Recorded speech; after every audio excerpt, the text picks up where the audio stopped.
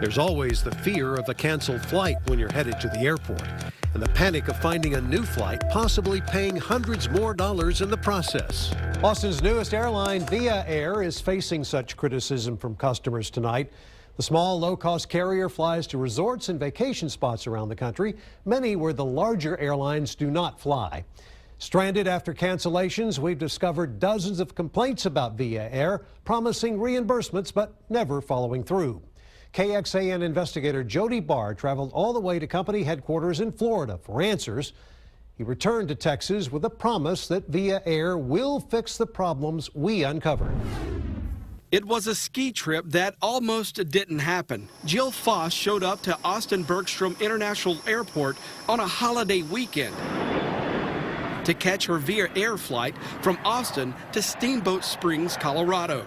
When she showed up, Via Air canceled the flight over a mechanical problem.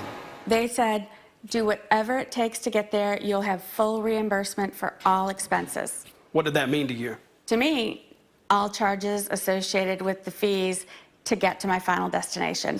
Trusting Via Air's word to pay her back, Foss spent $770 on a ticket on another airline. The same thing happened to Brian and Kelly Hassler. So we weren't that upset at that time. It was inconvenient. Their family of 6 was supposed to fly Via Air to Austin from Steamboat. Via Air, the Hasslers say, told them to do what they needed to do to get home, and the airline would reimburse them. And, said, hey, is this okay? Do you need to talk to your manager about this? This is what we're going to do. And she, put us on hold, went and talked to her supervisor, and then came back and said, yes, that's what they want you guys to do. $5,000 in emergency holiday weekend plane tickets later, the Hasslers were on a flight home to Austin. But weeks later, the Hasslers and Foss say it started becoming harder to get Via Air on the phone. We discovered it's a similar story for dozens of people who have filed complaints with TripAdvisor, the USDOT, and the Better Business Bureau, which has given Via Air an F rating. The bulk of the complaints dealt with Via Air's customer service. That is a Via Air email. They're a legitimate complaint. These people are due their money, and they should pay it. We tracked down Fashana Alexander, a Via Air call center worker, up until a couple of weeks ago. She says the pressure of multiple daily complaint calls over the airline's cancellations drove her to quit. Some of these names I kind of recognize. And she backed up the stories we found. Via Air was making reimbursement promises with stranded customers and not following through. On top of that, Alexander says her Via Air bosses gave the call center reps no clear reimbursement policy. And our hands are tied. There was nothing we could do to help somebody in a situation. Nobody wants to go into a job of customer service and you can't provide the customer the service.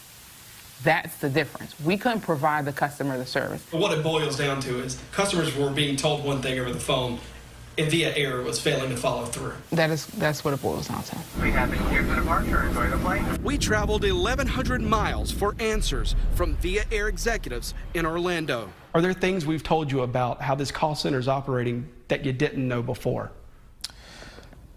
I would say yes. I did not know that there was so many misinformation coming out of the call center. Via Air Vice President Dominic Acevedo says Via Air's policy is to put someone on his airline's next flight or to give a voucher for a future flight.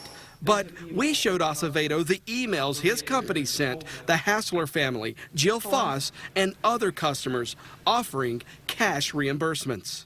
After this conversation, that is definitely something that I'm going to address. I'm going to personally look into this and make sure that we come to some type of resolution quickly, because I don't want these issues to continue. But going forward, we are going to resolve these issues. We are going to build infrastructure as we grow as an airline. 5 months later, Jill Foss and the Hasslers are still waiting on those reimbursement checks. It sounds at this point like you may never get repaid. Oh, I'm planning on it. It may cost me more to get it back, but it's principal at this point. We'll continue to keep a check on whether Via Air settles with these customers. Now, this is Via Air's policy for flight reimbursements. It's 44 pages long and full of legal and airline lingo, and it's not easy to understand. Via Air's vice president told me after our investigation, he's reviewing the airline's policy right now, and he's also looking at whether his call center management needs better training on communicating with customers. And Jody, you reported that the U.S. Department of Transportation received complaints about this airline. They did, and 60 complaints in the last 18 months.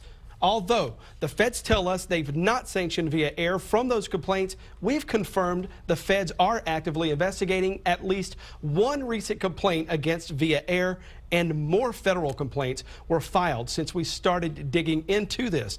Now, we'll stay on top of any future DOT violations, and we'll make sure Via Air follows through on its promise to take action too.